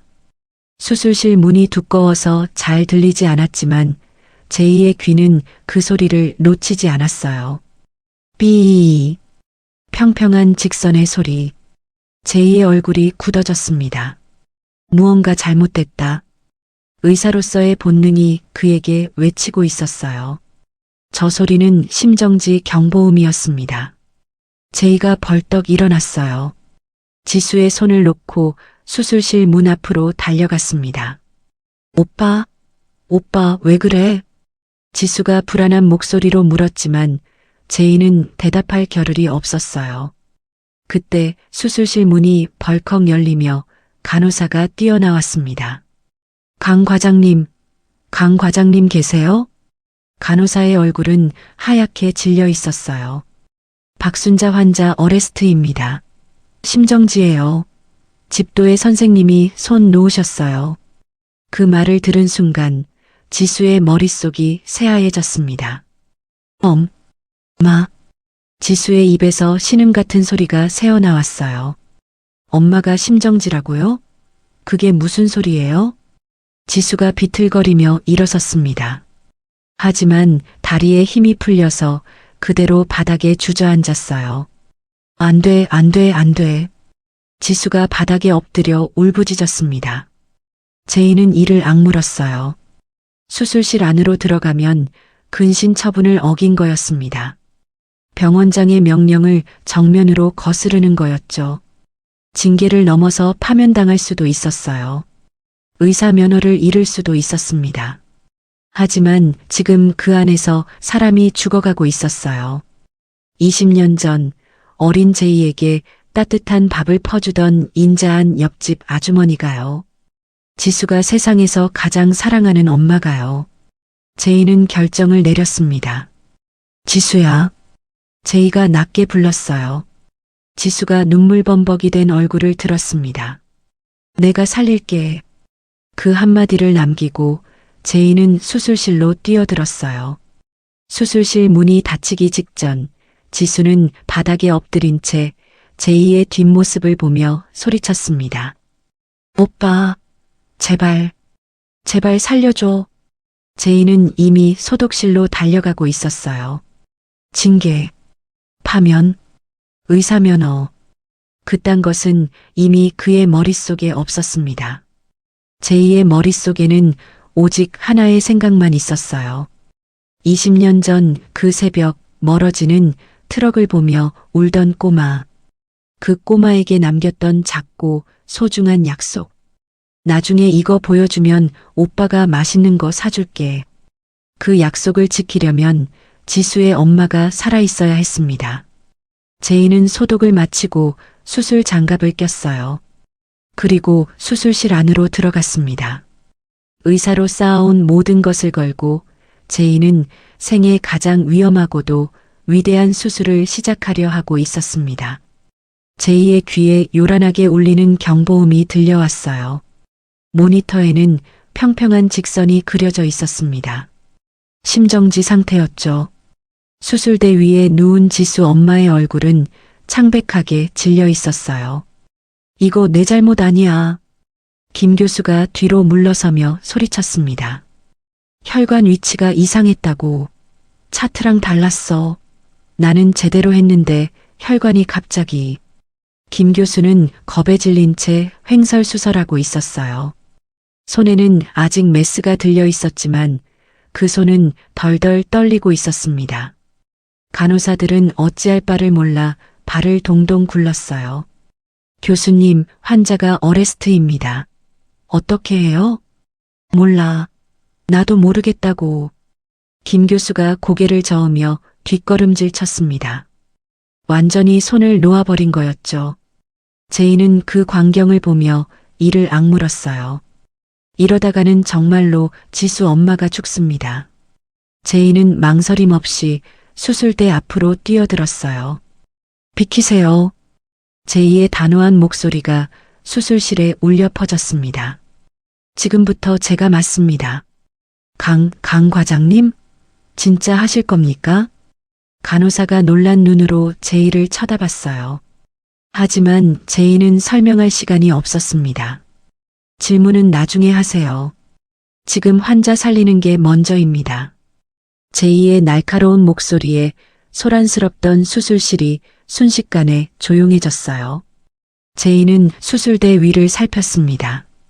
제이는 이 환자의 상태를 누구보다 잘 알고 있었습니다. 응급수술을 직접 했으니까요. 좌심방 쪽 변이 혈관. 거기가 문제다. 제이의 손이 빠르게 움직였어요. 김 교수가 실수로 건드린 혈관을 찾아냈습니다. 제이는 한 손으로 그 혈관을 꽉 눌러 지혈했어요. 석션 준비하세요. 출혈부터 잡아야 합니다. 네. 간호사가 황급히 석션기를 가져왔어요. 제이는 한 손으로 지혈을 유지하면서 다른 손으로 석션을 지시했습니다. 여기요. 여기 피 빼주세요. 시야 확보해야 합니다. 알겠습니다. 석션기가 피를 빨아들이자 수술 부위가 조금씩 보이기 시작했어요. 제이의 눈이 번뜩였습니다. 찾았다. 문제의 혈관이 보였어요. 김 교수가 잘못 건드린 부분이었습니다. 제이는 신속하게 봉합을 시작했어요. 제이의 손은 마치 마법을 부리는 것처럼 빠르고 정확했습니다. 이마에 땀방울이 송골송골 맺혔지만 눈빛만큼은 흔들림이 없었어요. 간호사들이 넋을 잃고 제이의 손놀림을 바라봤습니다. 이래서 얼음 메스라고 불리는 거구나. 어떤 상황에서도 손 하나 떨리지 않는 저 집중력, 저 정확성. 제이는 속으로 빌고 또 빌었어요. 지수야, 내가 20년 동안 그 이름표를 지켰듯이 나도 이번만큼은 내 소중한 사람을 꼭 지켜줄게. 한참이 지났어요. 출혈은 잡혔지만 심장은 여전히 뛰지 않았어요. 모니터에는 여전히 평평한 직선이 그려져 있었습니다. 강 과장님, 어레스트 지속 중입니다. 간호사가 조심스럽게 말했어요. 목소리에 불안이 묻어났습니다. 알아요. 제이가 짧게 대답했어요. 심정지 상태가 너무 오래 지속되면 뇌 손상이 올 수 있었습니다. 시간이 없었어요. 제발. 제이의 입에서 나직한 중얼거림이 새어나왔어요. 제발 살아줘요, 아주머니. 지수가 기다리고 있어요. 그때였습니다. 삐, 삐. 모니터에서 소리가 났어요. 평평하던 직선이 요동치기 시작했습니다. 작은 파동이 생겼어요. 그리고 그 파동이 점점 커지기 시작했죠. 심박 돌아옵니다. 간호사가 외쳤어요. 모니터의 숫자가 올라가기 시작했습니다. 규칙적인 심장 박동 소리가 수술실에 울려 퍼졌어요. 멈췄던 지수 엄마의 심장이 다시 뛰기 시작한 거였습니다. 살아났어요. 간호사가 감격에 찬 목소리로 외쳤어요. 수술실 안에 있던 모든 사람들이 안도의 한숨을 내쉬었습니다. 제이는 그제야 젖은 이마를 팔뚝으로 닦으며 깊은 숨을 내뱉었어요. 살았다. 다리에 힘이 풀리는 것 같았습니다. 하지만 아직 끝난 게 아니었어요. 마무리 봉합이 남아 있었죠. 제이는 다시 집중했습니다. 떨리는 손을 억지로 다잡으며 마지막까지 완벽하게 수술을 마무리했어요. 봉합 완료했습니다. 제이가 나직하게 말했어요. 수술 종료합니다. 시계를 보니 수술실에 들어온 지 1시간 반이 지나 있었습니다. 짧다면 짧고 길다면 긴 시간이었죠. 제이는 피 묻은 장갑을 벗으며 수술대를 내려다봤어요. 지수 엄마의 얼굴에 혈색이 돌아오고 있었습니다. 숨소리도 안정되어 있었죠. 살았어. 제이는 그제야 긴장이 풀리며 눈을 감았습니다. 수술실 문이 열렸어요. 제이가 피 묻은 수술복 차림으로 복도에 나서자 저편에서 누군가 달려오는 발소리가 들렸습니다. 지수였어요. 지수는 수술실 앞에서 2시간 가까이 기다리고 있었습니다. 바닥에 주저앉아 울다가 기도하다가 또 울다가 그렇게 긴 시간을 버텼죠. 오빠. 지수가 제이에게 달려왔어요. 엄마는? 우리 엄마 어떻게 됐어? 지수의 눈은 울어서 퉁퉁 부어 있었습니다. 목소리는 쉰 채로 갈라져 있었죠. 제이는 지수의 두 손을 꼭 잡았어요. 그리고 환하게 웃어 보였습니다. 살렸어, 지수야. 진짜? 응. 이제 걱정 마. 우리 아주머니 무사하셔. 그 말에 지수의 눈에서 다시 눈물이 쏟아졌어요. 하지만 이번에는 슬픔의 눈물이 아니었습니다. 안도와 감사의 눈물이었죠. 오빠. 잘했어, 지수야. 잘 버텼어. 제이가 지수의 등을 토닥였습니다. 지수는 어린아이처럼 엉엉 울음을 터뜨렸어요. 20년 전 담장 밑에서 울던 8살 꼬맹이처럼요. 하지만 감동적인 순간도 잠시였습니다. 복도 저편에서 급한 발소리가 들려왔어요. 강 과장님. 채린의 날카로운 목소리였습니다. 채린이 달려오고 있었어요. 그 뒤에는 병원장 영식이 그리고 경비원 2명이 따라오고 있었습니다. 지금 뭐 하시는 거예요? 허락도 없이 수술실에 들어가다니 미쳤어요? 채린이 제이 앞에 서며 소리쳤어요. 제이의 수술복에 묻은 피를 보며 얼굴을 찌푸렸습니다. 근신 처분 받은 거 몰라요? 수술실 근처에 얼씬도 하지 말라고 했잖아요. 채린의 고함에 제이는 아무 대답도 하지 않았어요. 그저 지수를 등 뒤로 감싸며 채린과 영식을 바라볼 뿐이었죠. 영식이 한 발 앞으로 나섰습니다. 그의 얼굴은 분노로 붉게 달아올라 있었어요. 강제희, 자네 정말 제정신인가? 영식의 목소리가 복도에 울려 퍼졌습니다. 무단집도라니. 이건 명백한 해고 사유야. 아니, 의사 면허 박탈 사유라고. 아버지 말이 맞아요. 채린이 거들었어요. 오빠, 이번엔 진짜 끝이야. 우리 아빠가 의료윤리위원회에 고발하면 오빠 면허 날아가는 거야. 알아? 지수가 제이의 옷자락을 꼭 잡으며 떨고 있었어요. 자기 때문에 제이가 이런 일을 당하고 있다는 게 너무나 미안했습니다. 하지만 제이는 오히려 지수의 손을 더 꽉 쥐어줬어요. 그리고 천천히 영식과 채린을 바라봤습니다. 제이의 눈빛은 그 어느 때보다 당당했어요. 조금의 두려움도 없었습니다. 환자를 살린 의사에게 그 어떤 위협도 더 이상 무섭지 않았거든요. 수술실 앞 복도는 순식간에 아수라장이 되었습니다. 채린이 제이의 소매를 붙잡으며 악을 썼어요. 오빠, 정말 미쳤어? 이 여자 하나 때문에 의사 인생 끝내고 싶어? 채린의 손톱이 제이의 팔을 파고들었습니다. 당장 사과해. 아빠한테 한 번만 살려달라고 빌어. 그러면 내가 아빠 설득해 볼게. 제이는 아무 대답도 하지 않았어요. 그저 자신의 팔을 붙잡은 채린의 손을 내려다볼 뿐이었죠. 그리고 천천히, 아주 천천히 채린의 손을 뿌리쳤습니다. 차갑게요. 오빠. 채린이 놀란 눈으로 제이를 쳐다봤어요. 제이는 등 뒤에서 바들바들 떨고 있는 지수의 어깨를 감싸 안았습니다. 그리고 병원장과 채린을 똑바로 응시했어요. 수술을 막 마친 제이의 눈은 피로했지만 그 어느 때보다 맑고 단단했습니다. 사과요? 누구한테 말입니까? 제이의 낮은 목소리가 복도에 울려 퍼졌어요. 사람 죽어가는 수술실에서 겁먹고 도망친 의사한테요? 아니면 환자 생명보다 딸 기분 맞추는 게 더 중요한 병원장님한테요? 뭐야? 강제희, 너 지금... 영식이 손을 부들부들 떨며 제이를 가리켰습니다. 너무 화가 나서 말이 제대로 나오지 않는 것 같았어요.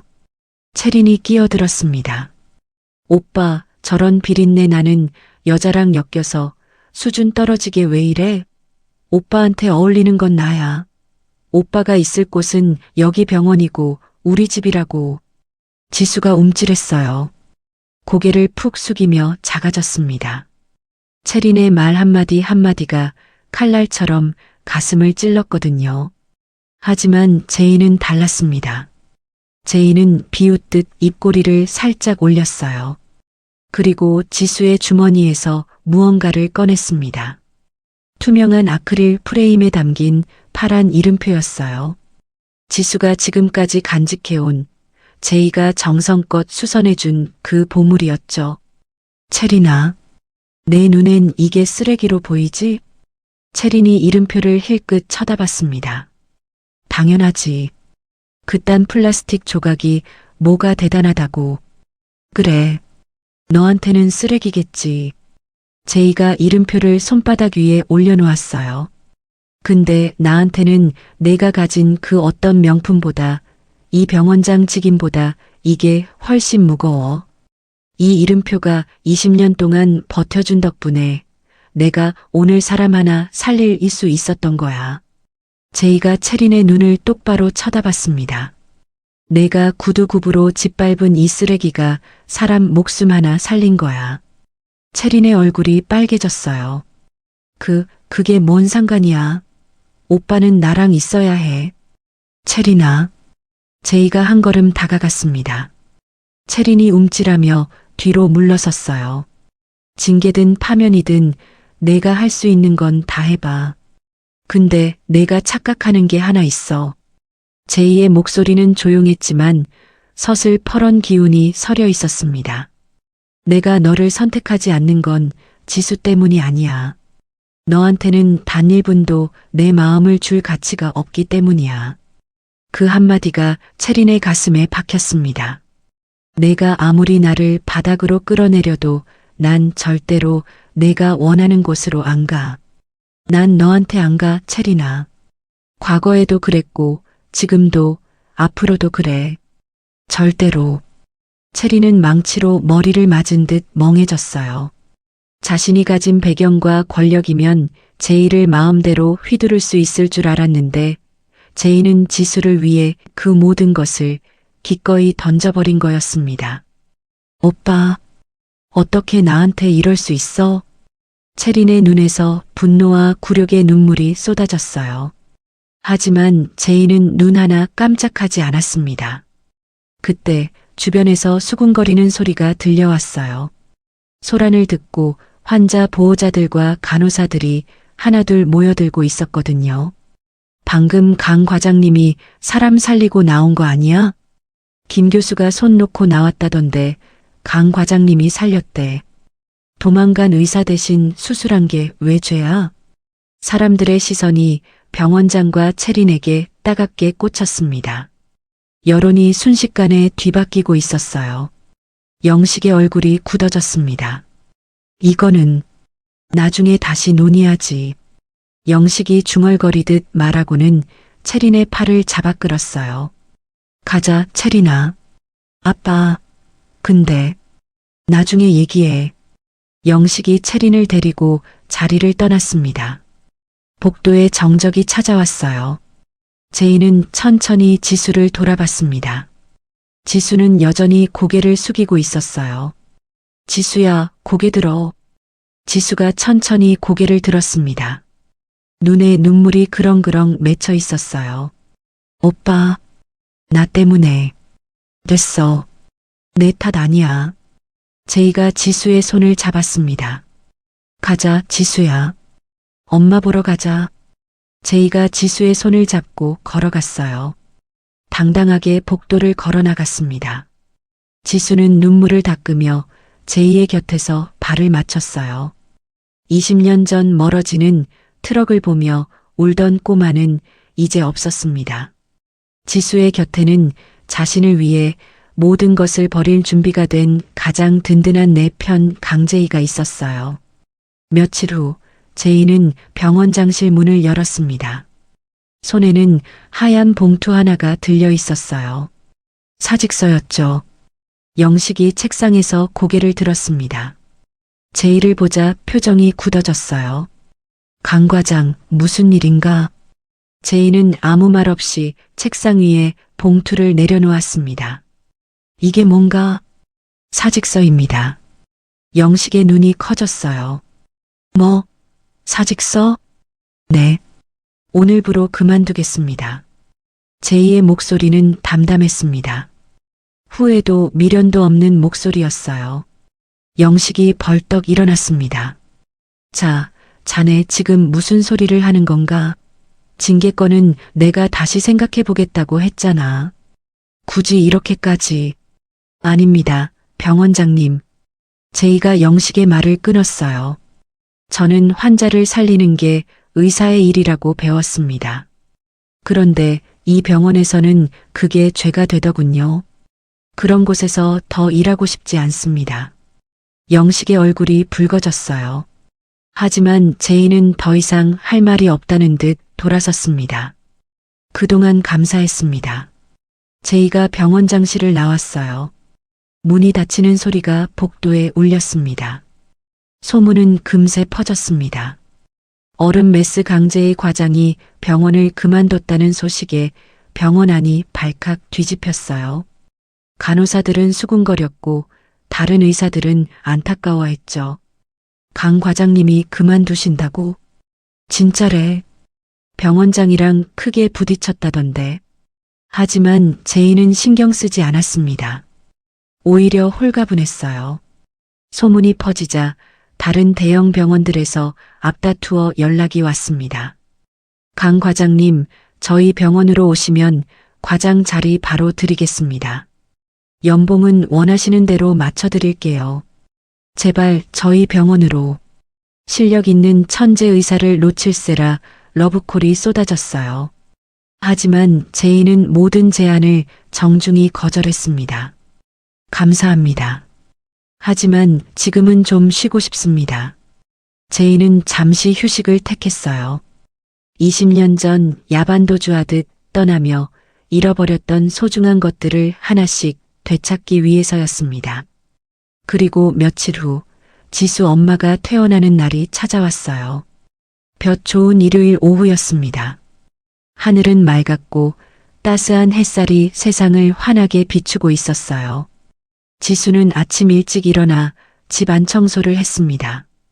엄마가 돌아오시니까 깨끗하게 해놓고 싶었거든요. 오랜만에 비린내 나는 앞치마 대신 예쁜 원피스를 입었어요. 제이가 사준 옷이었습니다. 엄마, 오늘 퇴원이시네요. 기분이 어떠세요? 지수가 병실에서 엄마를 부축하며 물었어요. 좋지. 우리 지수 덕분에 이렇게 건강해졌잖아. 엄마가 환하게 웃었습니다. 수술 후 얼굴에 혈색이 돌아와서 예전보다 훨씬 건강해 보였어요. 엄마, 내가 아니라 제이 오빠 덕분이죠. 그래, 제이 덕분이지. 그 애가 아니었으면 엄마 어떻게 됐을지 몰라. 엄마가 지수의 손을 꼭 잡았어요. 지수야, 제이가 정말 좋은 사람이구나. 어릴 때도 착한 아이였는데 더 훌륭하게 컸어. 네, 엄마. 오빠는 정말 좋은 사람이에요. 지수가 눈시울을 붉히며 대답했습니다. 퇴원 수속을 마치고 병원을 나서자 입구에 제이가 서 있었어요. 제이 옆에는 검은색 세단이 멈춰 서 있었습니다. 제이야. 엄마가 반갑게 제이를 불렀어요. 아주머니, 몸은 좀 어떠세요? 덕분에 아주 좋아. 고마워, 제이야. 내가 아니었으면 이 늙은이 어떻게 됐을지. 말씀 마세요. 당연히 해야 할 일을 한 건데요. 제이가 웃으며 대답했습니다. 그때 세단 문이 열리더니 중년의 부부가 내렸어요. 지수의 눈이 커졌습니다. 낯익은 얼굴이었거든요. 20년 전 옆집에서 인자하게 웃어주던 그분들이었어요. 제이의 부모님이었습니다. 순자 씨, 지수야. 제이 어머니가 반갑게 손을 흔들었어요. 박 여사님, 그간 잘 지내셨습니까? 제이 아버지도 다가오시며 말씀하셨죠. 어머 세상에. 지수 엄마도 깜짝 놀라며 반가워했습니다. 일단 차에 타세요. 집까지 모셔다 드릴게요. 제이가 차 문을 열어줬어요. 지수가 엄마를 부축해서 뒷좌석에 태웠습니다. 차 안에서 제이 어머니가 지수 엄마의 손을 잡았어요. 순자 씨, 정말 미안해요. 그때 말 한마디 없이 떠나서. 아니에요, 괜찮아요. 형편이 어려우셨던 거 저도 알았어요. 어쩔 수 없으셨던 거죠. 제이한테 지수 얘기 듣고 얼마나 가슴이 아팠는지 몰라요. 그 꼬맹이가 20년 동안 이름표를 품고 살았다니. 제이 어머니의 눈에 눈물이 그렁그렁 맺혔습니다. 제이 어머니는 지수의 두 손도 꼭 잡았습니다. 지수가 이렇게 예쁘게 컸구나. 우리가 미안하다, 지수야. 말 한마디 없이 떠나서 내가 얼마나 울었을지 생각하면 밤잠을 설쳤어. 아주머니. 지수도 눈물이 왈칵 쏟아졌어요. 그렇게 달리던 차는 익숙한 골목길을 지나 지수네 작은 집 앞에 멈춰 섰어요. 모두 차에서 내렸습니다. 제이 아버지가 지수 엄마에게 다가와 연신 고개를 숙였어요. 박 여사님, 그날 밤 우리 때문에 지수랑 여사님 고생 많이 하셨죠? 제이가 지수를 다시 찾았다는 말 듣고 얼마나 기뻤는지 모릅니다. 지수 엄마는 환한 미소를 지으며 제이 부모님을 반겼습니다. 아니에요. 이렇게 다들 건강하게 다시 만났으니 됐어요. 우리 지수가 제이 이름표를 품고 산 보람이 있네요. 그래도 미안해요. 지수가 그날 밤 트럭 뒤를 쫓아오던 거 저도 봤거든요. 차마 뒤를 돌아볼 수가 없었어요. 제이 어머니가 눈물을 닦으며 말했습니다. 지수 엄마가 제이 어머니의 손을 잡았어요. 제이와 지수는 그 광경을 흐뭇하게 바라보았습니다. 담장 하나를 사이에 두고 이웃 사촌으로 살던 두 가족이 이렇게 다시 만나게 됐어요. 오빠. 지수가 나직하게 불렀습니다. 응. 부모님. 많이 고생하셨겠다. 응. 그래도 이제는 괜찮아. 아버지가 다시 일어서셔서 지금은 여유가 좀 생겼어. 제이가 지수의 어깨를 감싸 안았어요. 지수야. 응? 잠깐 나랑 얘기 좀 하자. 제이가 지수의 손을 잡고 마당 한쪽으로 이끌었습니다. 부모님들은 안에서 이야기꽃을 피우고 있었어요. 제이는 주머니에서 작은 상자를 꺼냈습니다. 이게 뭐야? 지수가 고개를 갸웃했어요. 제이가 상자를 열었습니다. 그 안에는 제이가 정성껏 수선했던 파란 이름표가 투명한 메달이 되어 담겨 있었어요. 그리고 그 옆에는 반짝이는 반지 하나가 놓여 있었습니다. 지수의 눈이 커졌어요. 오빠, 이거. 지수야. 제이가 지수의 눈을 똑바로 바라봤습니다. 8살 때 내가 나랑 결혼하겠다고 울면서 내 가방끈 잡고 늘어졌던 거 기억나? 지수의 얼굴이 빨개졌어요. 그걸 왜 지금? 그때 내가 뭐라고 했는지 기억나? 크면 생각해 본다고 했잖아. 지수가 부끄러워하며 대답했습니다. 응. 그때는 내가 너무 어려서 내 마음을 다 받아주지 못했어. 그리고 도망치듯 떠났지. 제이의 목소리가 낮아졌어요. 미안했어, 지수야. 20년 동안 너 혼자 버티게 해서 그 이름표 하나 쥐어주고 떠나서. 오빠, 그건.